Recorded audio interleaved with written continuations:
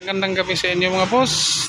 Ito may panibago tayong ginagawa. Isa itong Nissan Almera 2017 model.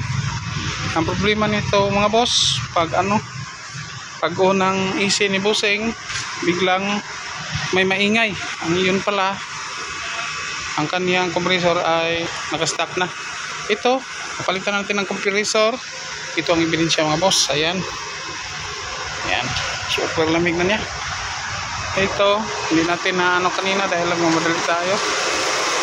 Ito ang kaniyang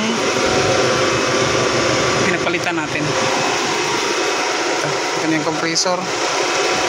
Ayan, start na siya. Tingnan niya.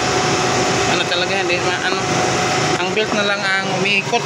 Kaya super niya, maingay pag unang isi. Ayan. Kita niyo mga boss. Ayun. Ayan, tumatagas ang tubig. Super lamig na niya. Ayan. Pinalitan natin ang kondensyon niya. Hindi na natin pinalitan dahil walang stocks dito sa amin. Nasa probinsya tayo ng Siquijor. Ito na lang ang ating pinalitan. Ang kanyang desiccant filter.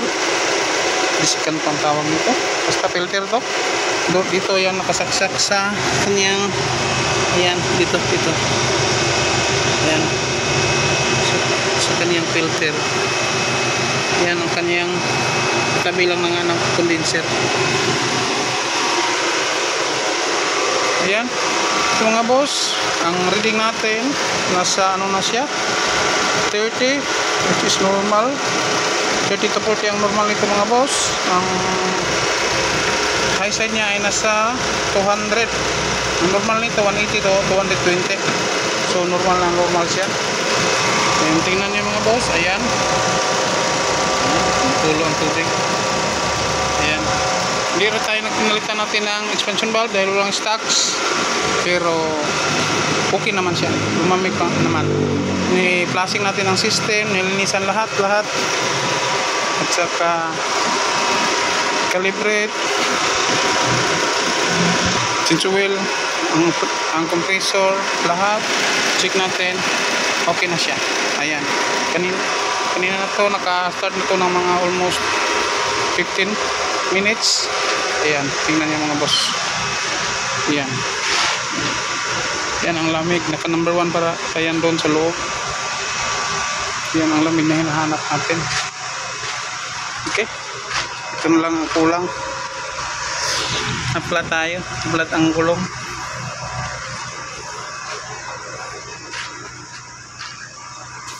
Okay, doon tayo sa loob. Ayan, buong salamin talaga. Ayan, dito tayo sa loob. Ayan. Yan yung number 2 natin. At saka naka-pamutang muka, naka-recirculation mode, naka-pull ang ating dito sa ating thermostat. Ayan, automatic na yan. Okay, balik natin sa number 1 para mag-automatic siya. Okay? Okay mga boss. Ayan. Nissan Almera 2017 model. Ang ganda pa ng sasakyan ni Busing.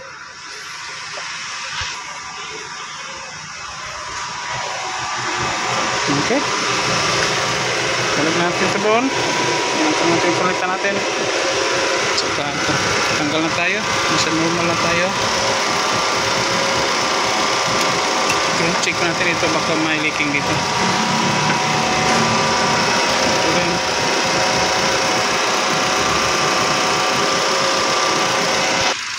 Ayan, nag-automatic na ang ating isa. Yan, umikot na ulit. Yan, ibig sabihin napaka-lamig na ang ating system. Okay? Alta naman dito sa kanyang salamin. Okay? Ayan.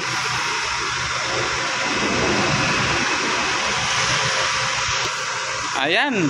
Yan si Busing, shout out kay Engineer Jiswa. Engineer, kumusta ang lamig? Okay na ba? Malamig na. Wow. Balik na sa dating lamig.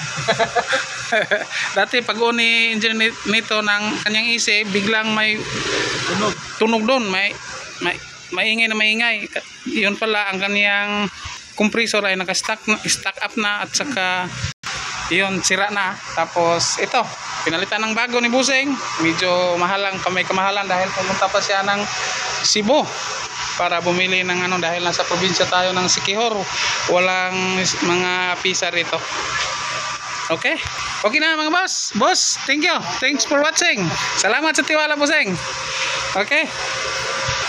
Thanks for watching and don't forget to like, share and subscribe. Thank you and bye-bye. God bless us all.